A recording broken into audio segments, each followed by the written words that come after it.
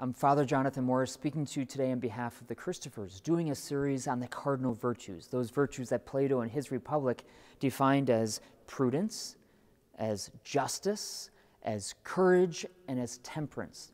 Now I'd like to talk about that last virtue of temperance. Temperance is self-restraint, it's self-control, it's moderation.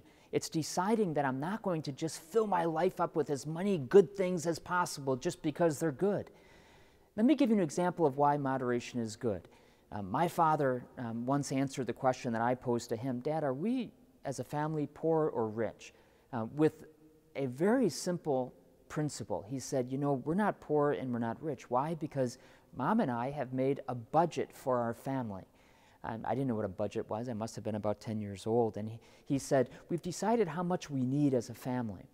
And anything more that I make than that limit, we give away. And if we find out we don't have enough for what we believe is necessary, well, then we work extra hard to get it.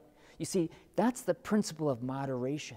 It's deciding I'm not just going to get as many good things as I possibly can. Why? Because when we're so full, sometimes we're not able to appreciate the goodness in the things that we have and also in the goodness that we could do for others.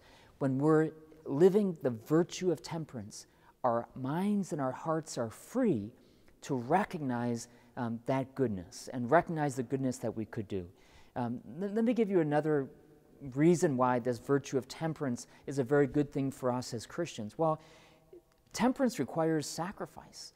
And when we say, I would like more, I would like that one more meatball, well, and we recognize that's not going to be good for me, it's excessive, well, we can say, I'm going to make a sacrifice and very simply say, Lord Jesus, I sacrifice this thing that I would like to have, and I offer it up to you for the good of, and then we can name an intention. We can say, for the good of so-and-so who's sick, for the good of so-and-so who I believe needs your help.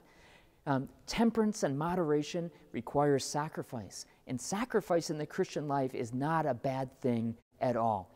And this week, let's put into practice the virtue of temperance, recognizing that when we're not too full, we're able to recognize the good, and we're also able to make a sacrifice that may have tremendous benefit for people we're praying for. For more information on this and for more weekly reflections from me, I invite you to go to www.christophers.org.